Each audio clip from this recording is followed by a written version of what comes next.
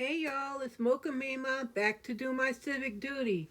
Last week, Vice President Kamala Harris delivered remarks at the Rainbow Push Coalition annual convention out in Chicago.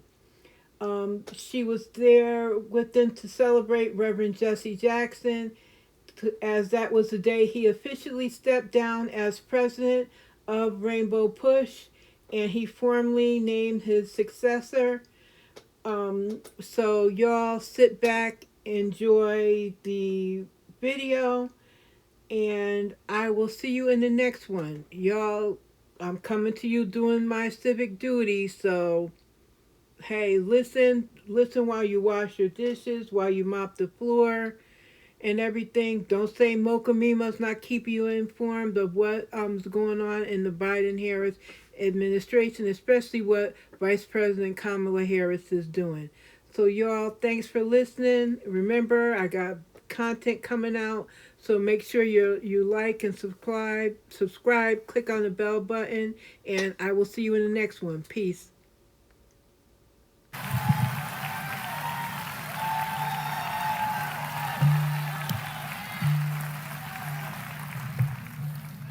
To our apostolic family, we thank you. To the pastor of our church, Dr. Brazier, we thank the Brazier family. There are some people in this world who simply cannot be introduced.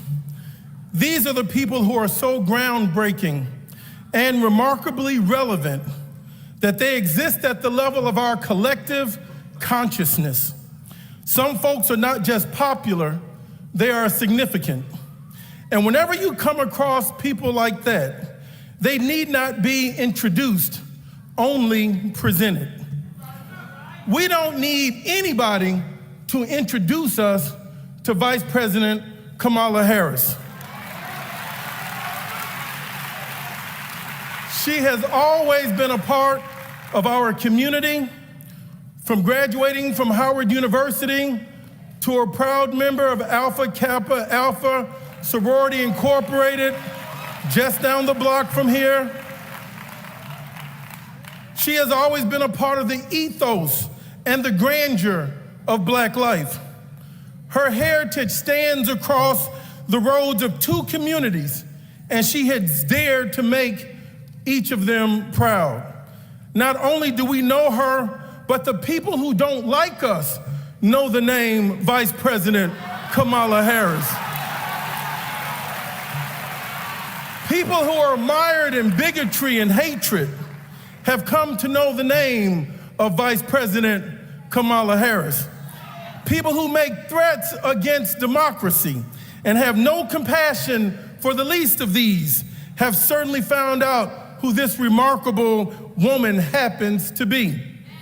And every time she wakes up in the morning, I'm sure there are some adversaries of our cause and our culture and against America who say, man, she is at it again. She won't stop. Because she is a woman who has stood up for women's rights, for what we know should be a constitutional right, for a woman to have the right to make decisions on the autonomy of her body. Here is a woman who does not dissimulate, but says what she means, and she means what she says. I want you to understand that we are in the presence of someone who is not only the Attorney General for the state of California, not only a former United States Senator, and not only the Vice President of the United States of America, but she is probably, perhaps more importantly, a Proverbs 31st chapter woman. That is to say, she is a woman of tremendous character, someone that brings good and no harm. She works not only to provide for her family, but for millions of families of those that don't have lobbyists and special interests that walk the corridors of power in Washington, D.C. She is our advocate. Vice President Harris sets about her work vigorously, and her light does not go out at night because she even shines in the dark. Even when entire segments of the American population resents the fact that a woman of color is one heartbeat away from being the most powerful person on earth, she continues to shine. Do you know how fearless and committed you have to be to walk into places every day where you know people don't think you deserve to be there, and yet you shine every day? Do you have any idea how much faith and how much dignity you have to have when people say, we would like to turn back the hands of time to when blacks and browns did not have the rights that we have today? They want us to ask permission for us to be who we naturally are and enjoy all of the fruits of American citizenship. And Vice President Harris, I want to personally thank you for standing in the way of these tyrants. I see them every day in Washington. I want to personally thank Vice President Harris for casting the most tie-breaking votes in the history of any vice president, fulfilling the role of the President of the United States Senate.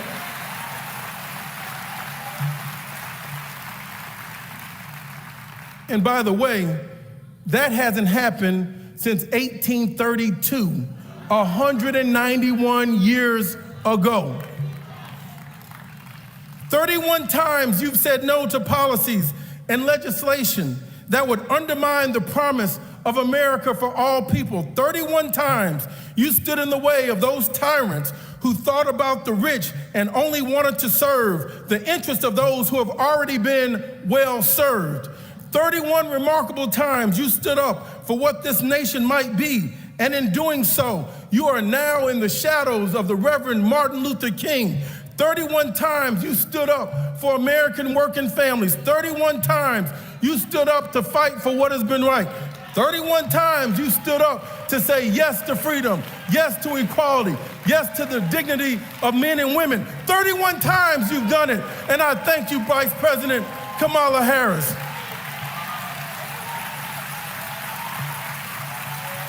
What she has done in the Senate is a manifestation of what Reverend Martin Luther King died to do in the streets. And somebody needs to thank the Vice President of the United States for having stood in the breach and defended our interests. Madam Vice President, with your permission, might I have a point of personal privilege? I just learned that. This week, my father announced his retirement.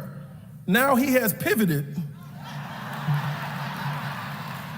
He can't retire. He's a pastor and he's a freedom fighter. Give the Reverend Jesse Jackson another loving round of applause.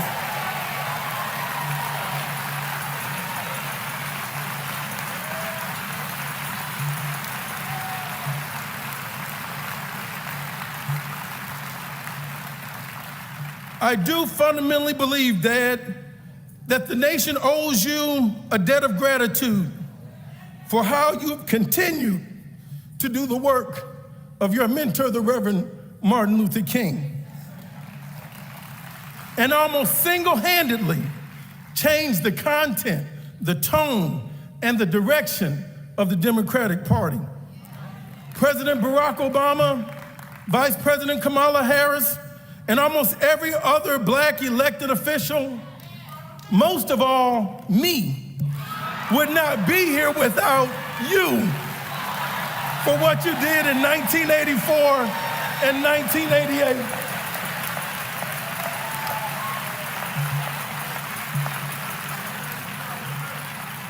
You changed public policy in America, and all you had, all Dad had, was a Bible. You helped to create the kind of America that would allow your middle son to represent the 1st Congressional District of Illinois.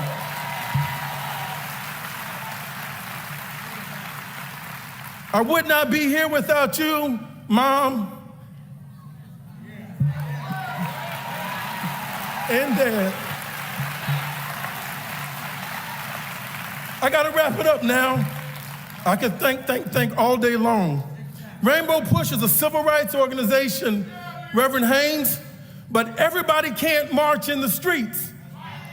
If America is to be the nation we want it to be, we need people sitting at the table when the policies are being crafted and haven't forgotten who they are. Marching in the streets without somebody sitting at the table defeats the purpose of marching in the first place. Reverend Martin Luther King told us to agitate and then negotiate, and then to deliver tangible outcomes for the people that we are serving who live under the iron hills of oppression. I say to all of my young activists, friends, let the marchers march. That's our tradition. And let the protesters protest. That is our tradition. But don't you ever underestimate the value and the importance of the people we send to the table.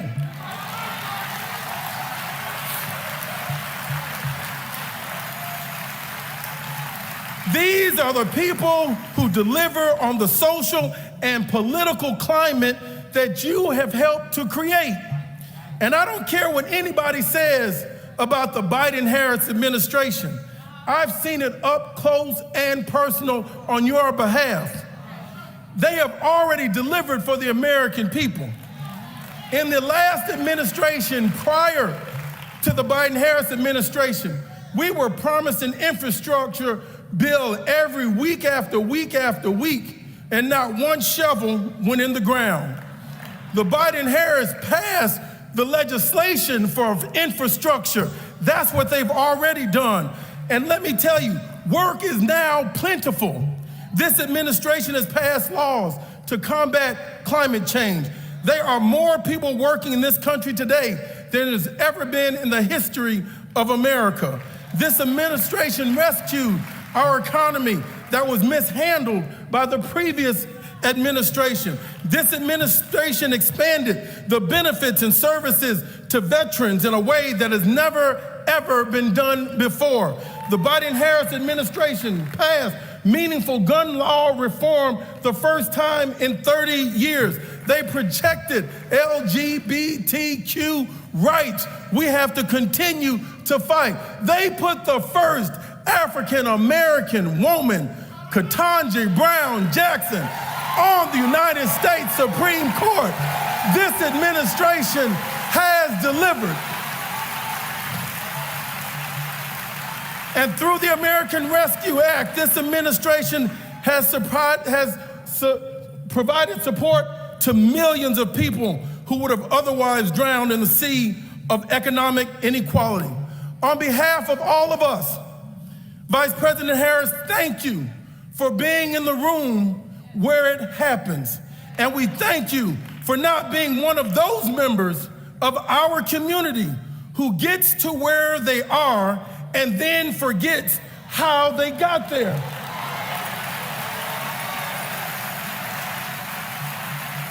So, ladies and gentlemen, I am not here to introduce her. I am merely here to present to you the Vice President of the United States of America. Ladies and gentlemen, please welcome to the podium Vice President Kamala Harris.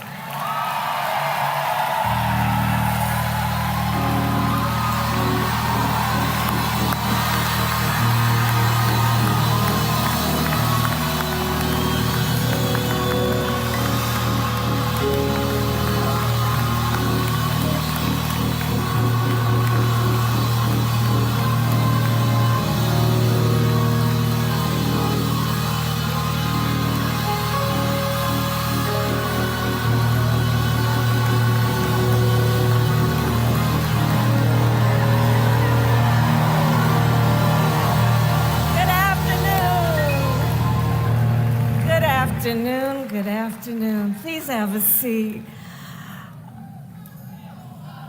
I said to the congressman, I didn't know he could preach like that. Oh, good afternoon, everyone. I want to thank the Congressman for that extraordinary presentation and for his work. I recently had the Congressman at my home for dinner, and we talked about his father and we talked about his vision as the son of the father for the future of our country. And I have seen him at work when the cameras are on, when the cameras are off in Washington, D.C., doing the work of representing his district. And he truly, truly is a national leader. Thank you, Congressman, for that introduction.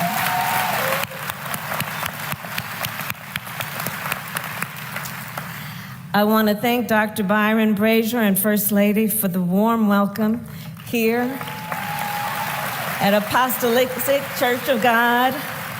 I want to thank Mayor Brandon Johnson, who I knew could not be with us today, but he has been a true champion for working families, and I want to recognize him. And to the members of Congress who are here, the state and local elected leaders, and all of the folks who are part of the leadership of this beautiful community and our nation, I thank you, and for that warm welcome, thank you. I also must, and it is my joy to congratulate Reverend Dr. Freddie Haynes. So I have known him and worked with him for over 20 years, including when we worked together years and years ago in the early days of the criminal justice reform movement. And I am so confident in his leadership and his ability to carry on the greatest traditions of this organization and to meet the challenges of this moment. Congratulations, Reverend Haynes.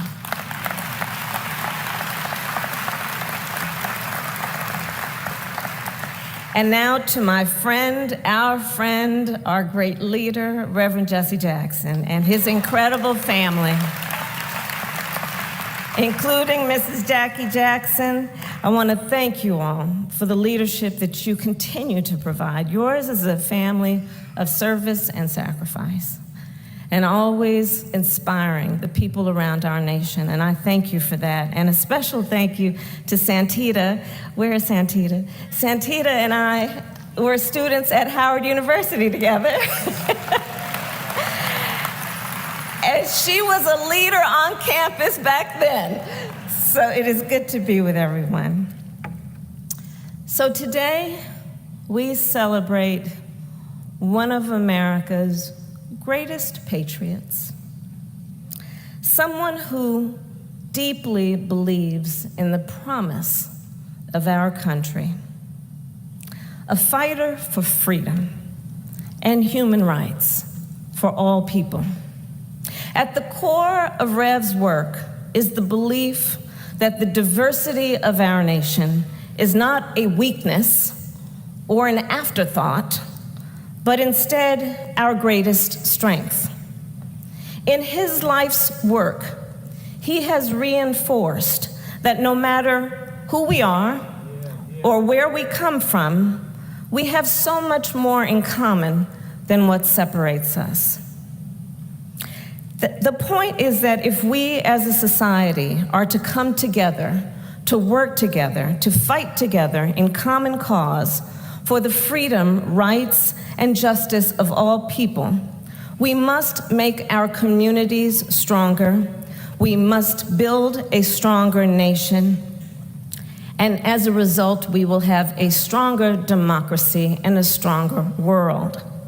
And it is with this understanding, this vision, to see what can be unburdened by what has been, that Rev has dedicated his life to building that coalition.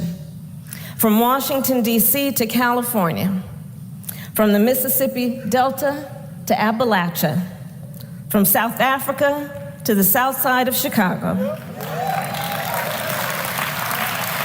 He has and continues to bring together people of all backgrounds, Black Americans, Asian Americans, Latino Americans, farmers, LGBTQ+ Americans, Native Americans, women, labor, union members, people with disabilities, our young leaders, and people around the world. That has been the work of Reverend Jesse Jackson.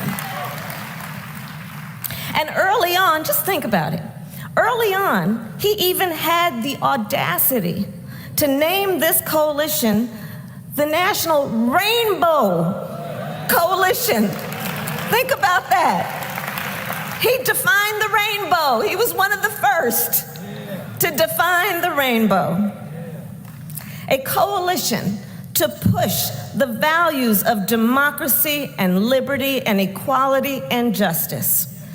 Not from the top down, but from the bottom up and the outside in. He has built coalitions that expanded who has a voice and a seat at the table. And in so doing, he has expanded our democracy, the democracy of our nation. And he has done this work his whole life, always understanding that being clear-eyed is so important, and in particular, the importance of living in a way that we understand we must be present if we are to have a future. He has always been clear-eyed about the moment we are in. Think about it, as an 18-year-old, at the height of segregation, Rev brought people together at the Greenville Public Library sit-in. And he continued this work around the country and around the globe, whether it was to expand rights for farm workers and increase wages for care workers, to increase access to capital for small business owners, to make boardrooms on Wall Street reflect the diversity of our nation, or to help end the sin of apartheid, to help secure the relief of hostages and empower entrepreneurs across the United States and the continent of Africa and the world.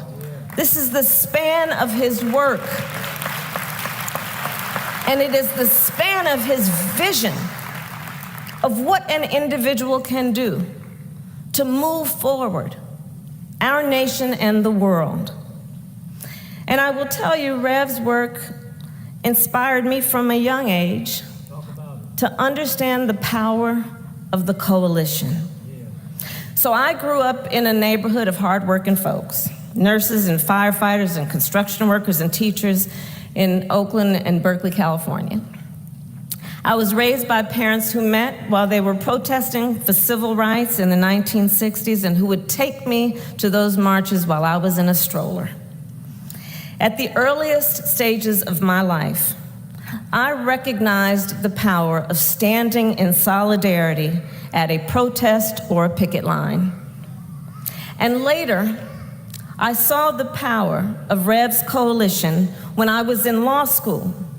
So when I was in law school, I was back in California after I left Howard, and I drove a Toyota Corolla. It was a fancy car for me.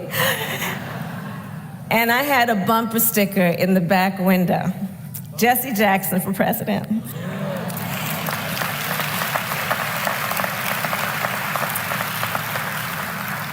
And so I would drive back and forth from Oakland, where I lived, to San Francisco, where I went to school. And I would drive across the Bay Bridge, if anybody knows the Bay Area.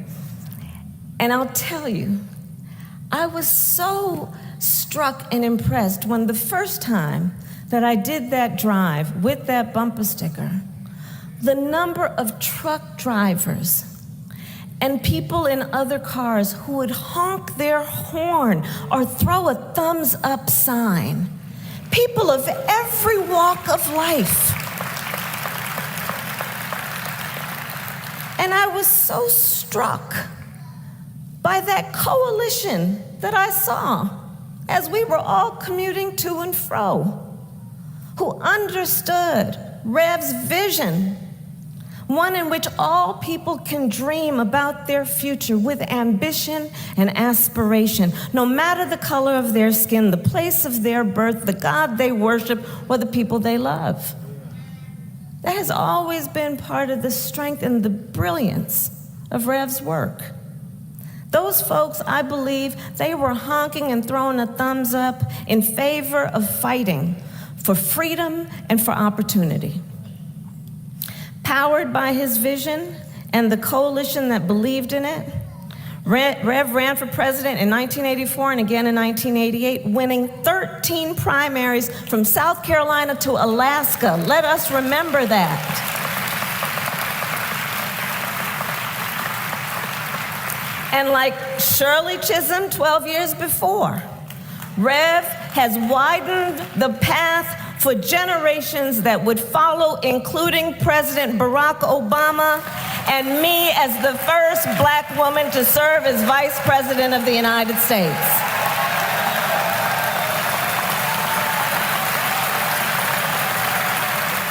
I am clear about that. I am clear about that. And even before I served as vice president throughout my career, I often worked with Rev to do the work of taking his direction on how we should expand the coalition.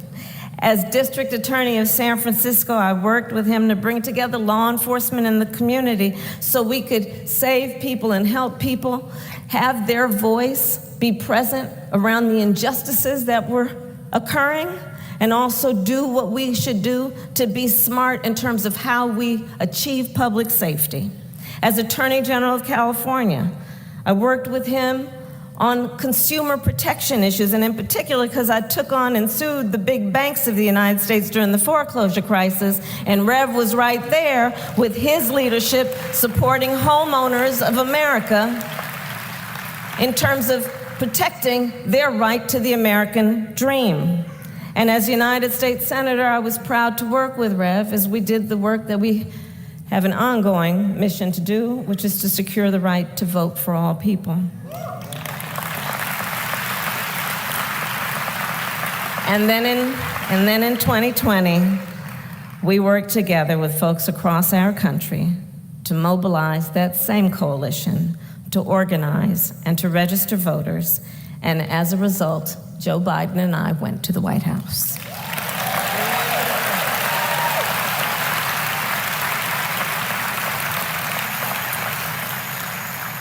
So more than 60 years after that first sit-in at that library in Greenville, Rev has remained tireless in the fight to expand voting rights, to encourage innovation and partnerships across the continent of Africa, and to secure economic justice for all Americans. So we congratulate you, Rev, on your pivot. I got the memo. And as President Biden said today, Rev, you are a man of God and you are a man of the people. And we thank you for all that you are.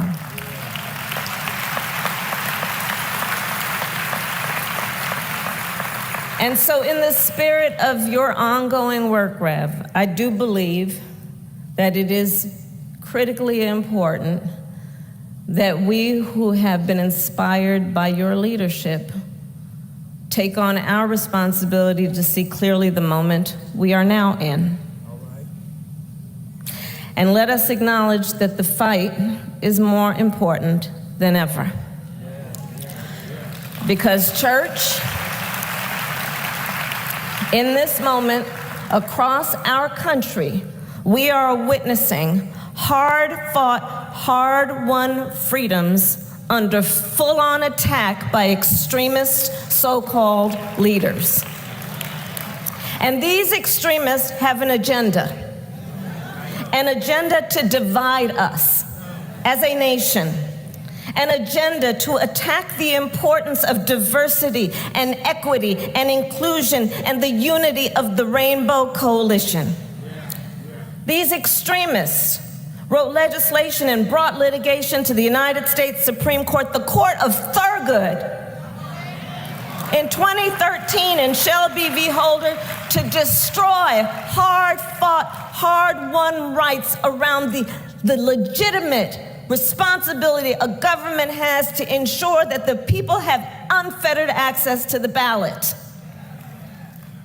They laid the groundwork for the Dobbs decision last year, when the court took away a constitutional right that had been recognized from the people of America, from the women of America, took the right of every woman to make decisions about her own body, not having the government tell her what she's supposed to do. These extremists went back to the Supreme Court, and last month, the court cut off access to opportunity when they gutted affirmative action and student debt relief. And these extremists won a case that allows businesses to discriminate against the American people. State by state across our nation, these extremists ban books in the year of our Lord 2023. They ban books and prevent the teaching of America's full history. All the while, they refuse reasonable gun safety laws to keep our children safe. Understand what's happening. Let us understand the moment we are in. And we know in these dark moments, history shines a light on our path. And so in this moment, let us all understand the history and the significance of Rev's work and his approach. Just as Rev has shown, our ability to stand together is our strength. Our ability to unify as many peoples is our strength. And the heroes of this moment will be those who bring us together in coalition. Those who know that one's strength is not measured based on who you beat down, but who you lift up.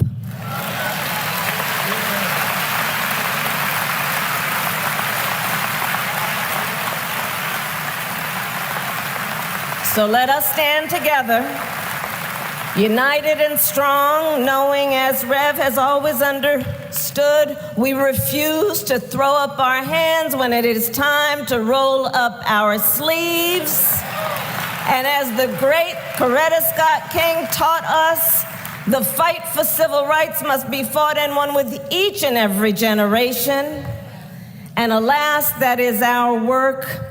And our gains will not be permanent if we are not vigilant. And as we know from Romans chapter 5, verse 5, hope does not disappoint us. So fueled by the love of our country, just as Rev has done his entire career, let us keep hope alive. Let us keep hope alive. Let us march. Let us vote. Let us fight, knowing when we fight, we win.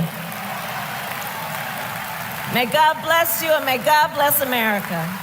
Thank you.